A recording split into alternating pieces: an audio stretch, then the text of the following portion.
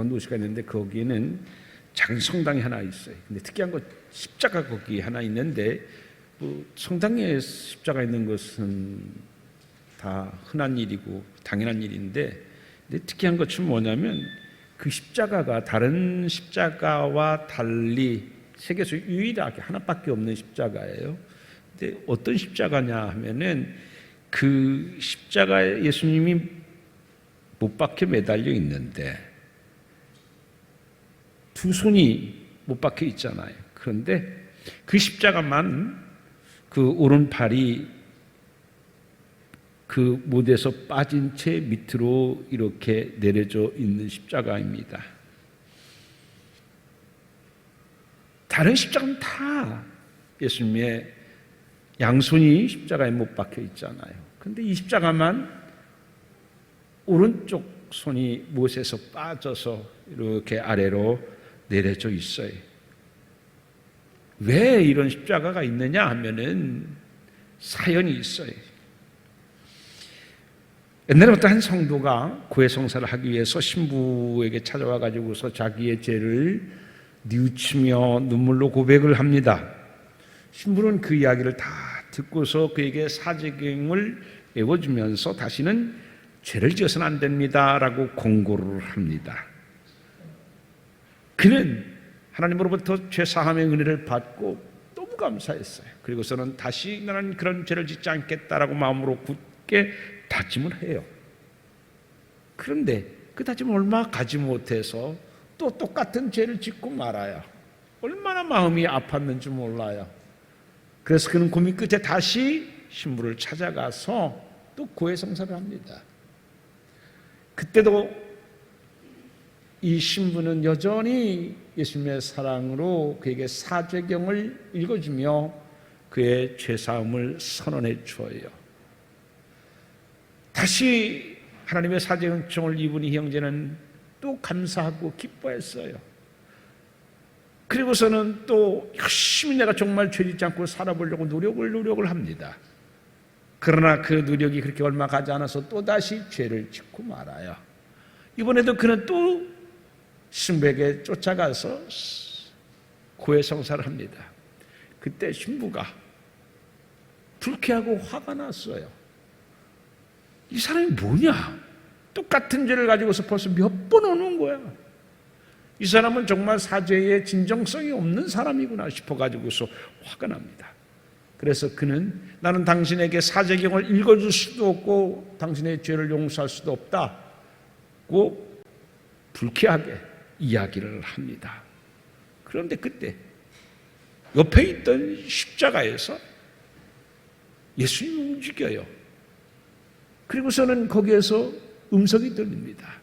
신부에게, 야, 내가 용서해 주는 것이 아니다. 내가 그를 용서했다. 신부에게 내가 그에게 피를 흘려준 것이 아니라 내가 그를 위하여 피를 흘렸다. 그러면서 예수님 그 오른쪽 손이 못에서 빠지면서 내려와서 그 고해 성사를 한 사람에게 예수님이 직접 손을 내밀었습니다. 그것이 바로 유명한 십자가에서 오른손을 내미신 예수님의 이야기의 십자가입니다. 십자가는 기독교의 상징입니다.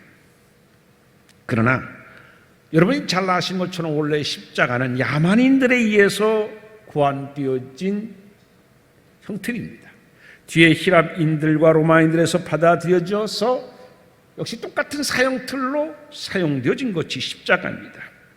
이 지구상에서 많은 처형법이 있지만 가장 잔인한 처형법은 이구동성으로 십자가를 이야기합니다.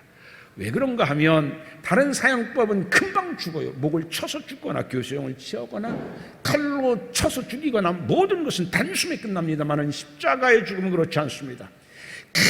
가장 오랫동안 인간이 참기 어려운 극한 고통을 머리부터 발끝까지 가장 오랫도록 경험하게 하면서 죽고 싶어도 죽지 못하게 하면서 온몸으로 오랜 시간 동안 고통을 당하면서 죽게 만드는 가장 잔인하고 가장 악한 사형법이 바로 이 십자가인 것입니다.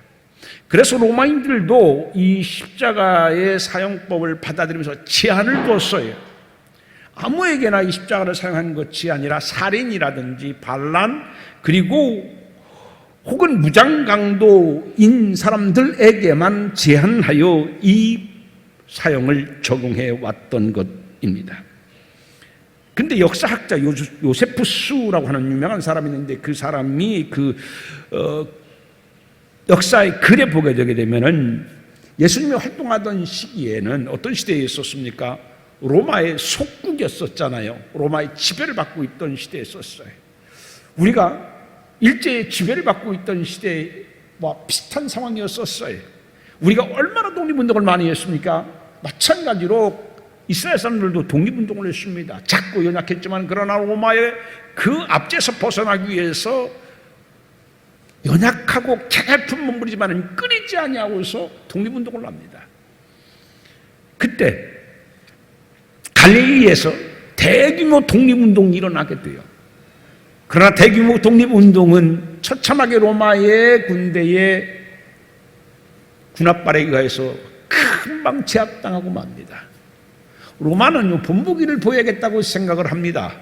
그래서 어떻게 했냐면 큰 길에다가 십자가를 세우는데, 이때 십자가를 2,000개를 세우게 됩니다. 양쪽으로 1,000개씩.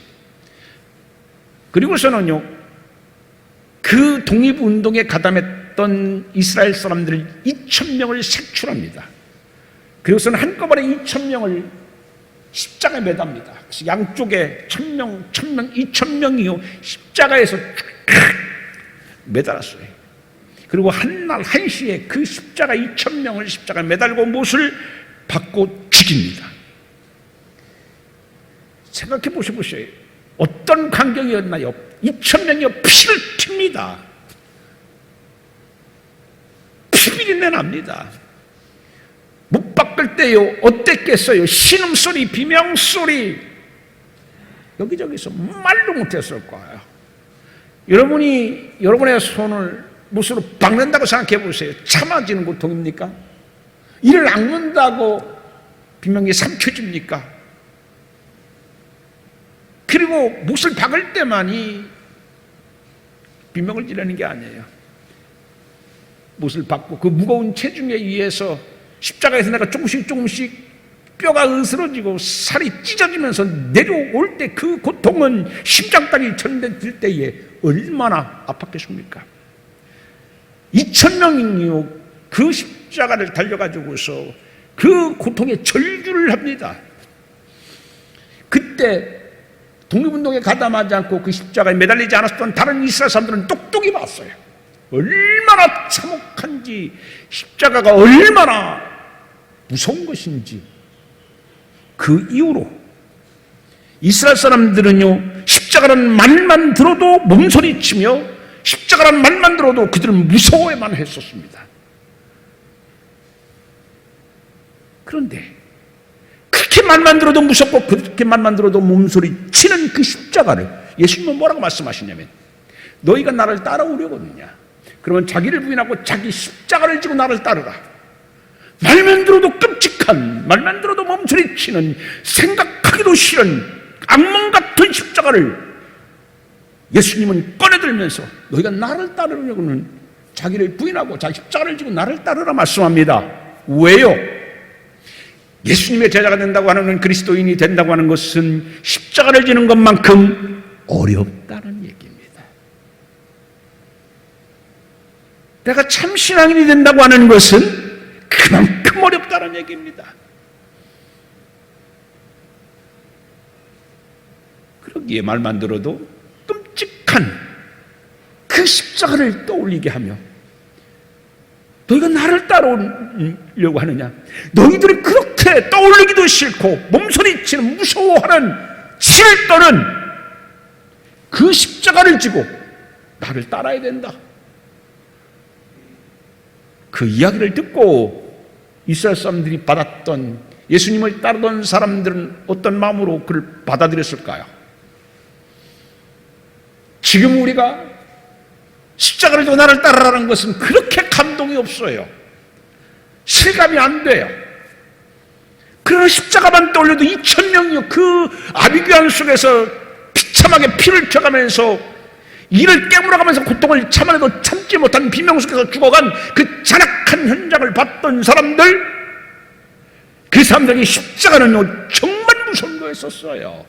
근데 그 십자가를 지고 나를 따르라, 예수님은 그렇게 말씀하십니다. 예수를 따른다는 게 쉬운 게 아니란 얘기입니다. 신앙생활 한다는 게 쉬운 게 아닙니다. 그러기에 예수님께서 뭐라고 말씀했습니까? 생명으로 가는 길은 좁은 길이라고 했어요. 생명으로 가는 것은 좁은 길입니다. 쉽게 헐렁헐렁 교회 다닌다고 신앙생활 하는 것이 아니다, 그런 얘기입니다. 오늘 세 가지 핵심 단어를 예수님 말씀합니다. 너희가 나를 따라오려거든 자기를 부인해라, 자기 십자가를 져라, 그리고 나를 따르라. 세 가지입니다. 이게 참 제자요, 참 그리스도인이 되어지는 핵심 단어입니다. 제일 예수님께서 첫 번째 말씀하시는 것이 뭡니까? 자기 부인입니다. 자기 부인. 왜 예수님께서는 자기 부인을 첫 번째로 강조하셨을까요? 여러분, 그만큼 중요한 것입니다. 신앙은요 자기 부인에서 시작합니다. 하나님께서 모세를 바로의 궁전에서 이끌어내서 모세의 장인 이드론의 집에서 살게 하신 것, 부인이었어요. 나는 누군가? 나는 바로의 왕자다. 나는 너희들과 다 신분이 달라. 나는 왕궁의 수업을 받은 특별한 사람이야. 그런데 거기서 나와서 그 광야에서 이드로의 집에 살면서요 그 모든 것들을 다 부정하게 되어줍니다. 하나님께서 아브라함에게 갈대아 우르 지방을 떠나라.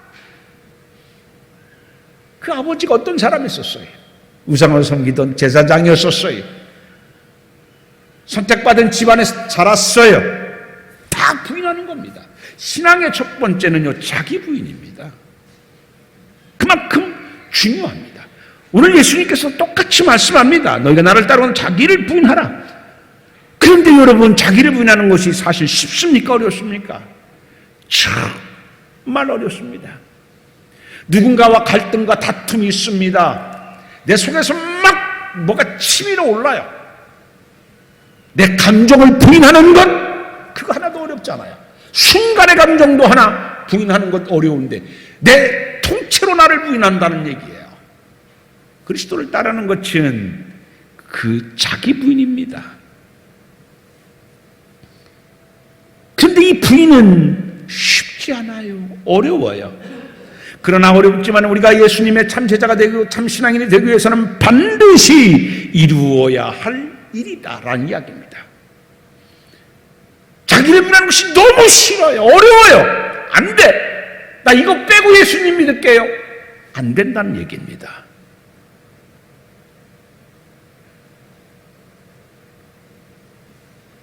학교에 가게 되면 선택과 필수 과목이 있잖아요.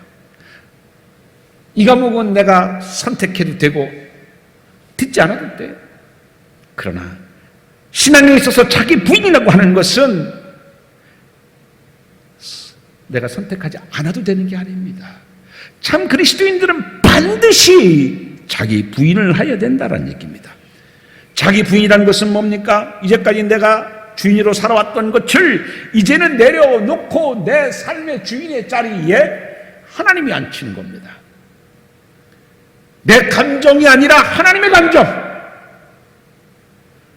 여러분, 내 감정이 막 치솟아올 때 거기에 하나님의 감정, 성령님을 모셔봤습니까? 내 계획이 아니라 하나님의 계획을 먼저 물어봤습니까? 내가 원하고 내가 뜻하는 것이 아니라 하나님이 원하고 하나님이 뜻하는 것을 여러분 먼저 구해봤습니까?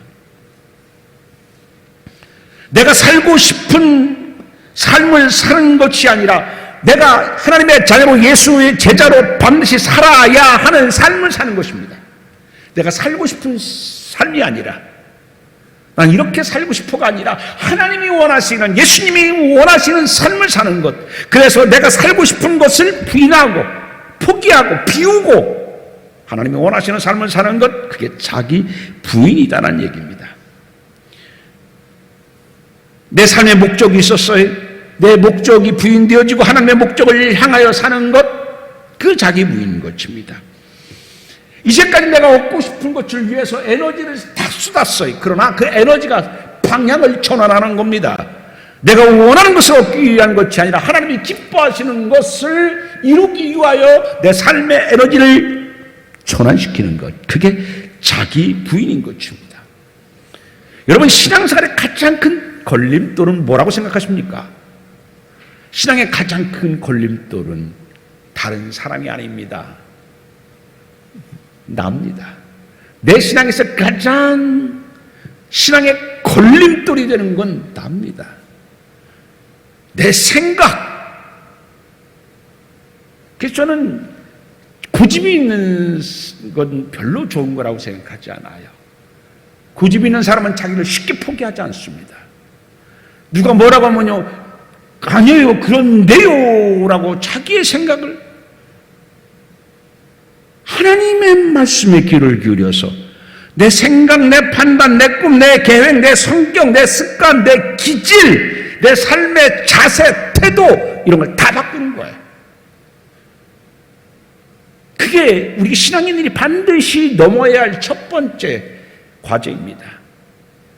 내 성격도, 내 생각도, 내 판단도, 내 꿈도, 내 계획도, 내 성격도, 내 습관마저도, 내 타고난 기질마저도, 익숙한 삶의 태도마저도 바꿔야 돼요. 바꿔야 돼요.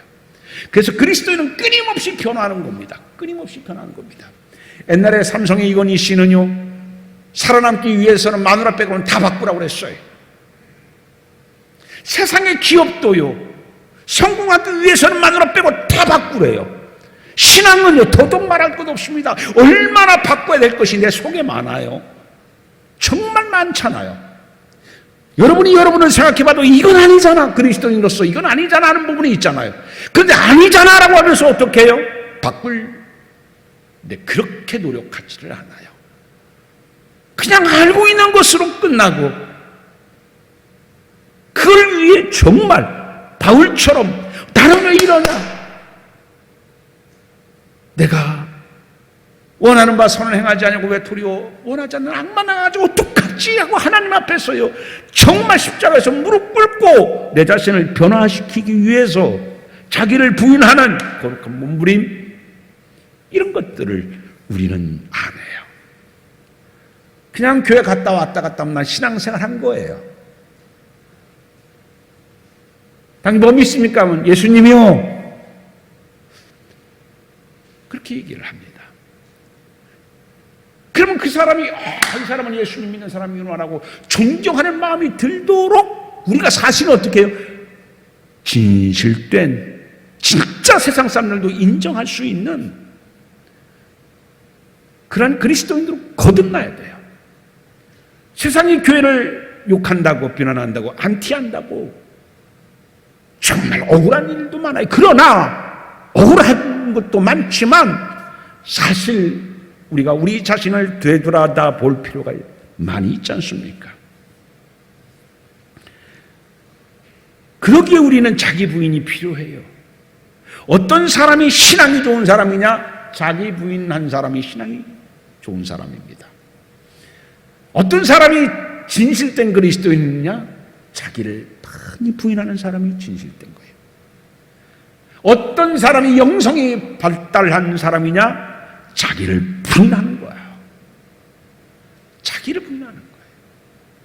그래서 보면, 야, 저 사람은 자기를 정말 부인한 사람이야.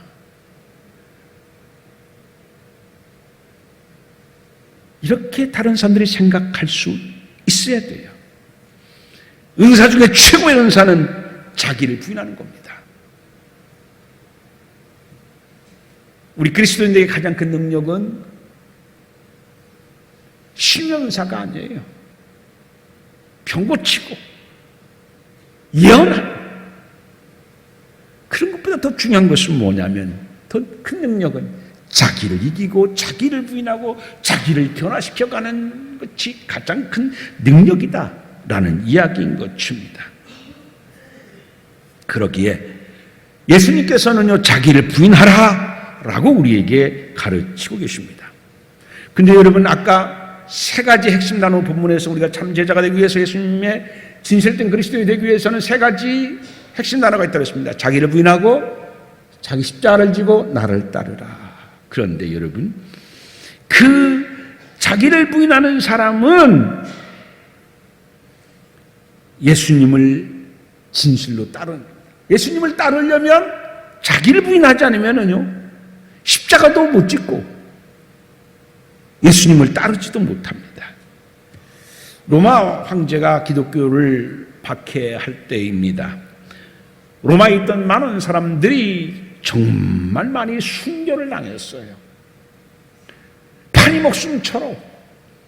그래서 도저히 불안해서 살 수 없을 만큼 언제 어떻게 로마 군인들이 닥쳐가지고서 자기를 끌고 죽일지 모르는 그런 진짜 숨막히는 늘 아슬아슬한 그런 삶, 살아오는 판의 삶을 살았던 것이 당시의 기독교인들이었었습니다. 이거는 소나기 한 번 오고서 지나가는 핍박이 아니라 계속 이어지는 핍박 속에서 교회는 위태로워졌습니다. 그때에 로마 교회 성도들은 자신들을 지도하고 있었던 베드로에게 간청을 합니다. 사도여, 몸을 피하십시오. 아닙니다. 나는 피할 수 없습니다. 아닙니다. 당신이 살아야 교회가 삽니다. 간청을 합니다. 여러 번의 간청 끝에 베드로는 이 로마를 떠나기로 합니다. 그래서 그는 밤중에 아무도 몰래 칠 같은 어둠을 이용해서 그 로마를 빠져나옵니다. 열심히 잡히지 않으려고 그는 밤중에 자기의 몸을 숨겨서 걷고 또 걷습니다. 이제는 새벽에 돼서 저 먼 곳에서 찬란한 빛을 뿜으면서 태양이 떠오릅니다. 그 찬란한 태양을 보는 순간, 그 태양과 함께 그 태양보다 더 큰 찬란한 빛으로 다가오는 분이 계셨었습니다. 그 분은 바로 십자가를 지고 돌아가셨던 예수 그리스도였었습니다. 태양의 빛보다 더 찬란한 빛으로 다가왔었던 그 예수님을 바라본 순간 베드로는 깜짝 놀라게 됩니다. 그리고서는 그 예수님 앞에 무릎을 꿇습니다. 그리고 예수님께 묻습니다. 여러분이 잘 아는 얘기죠. 쿠바디스 도미네, 예수님이요, 주여 어디로 가시나이까? 그때 예수님이 대답합니다. 내가 나의 백성을 버리고 나오니 내가 가서 그들을 위해서 한 번 더 십자가에 못 박혀 죽으려고 로마로 가고 있는 중이다. 그 말에 충격을 받은 베드로는 한참 동안 말을 못하고 고개를 떨구게 됩니다. 그리고서는 나중에 그 자리에서 일어나 그는 제가 가겠습니다.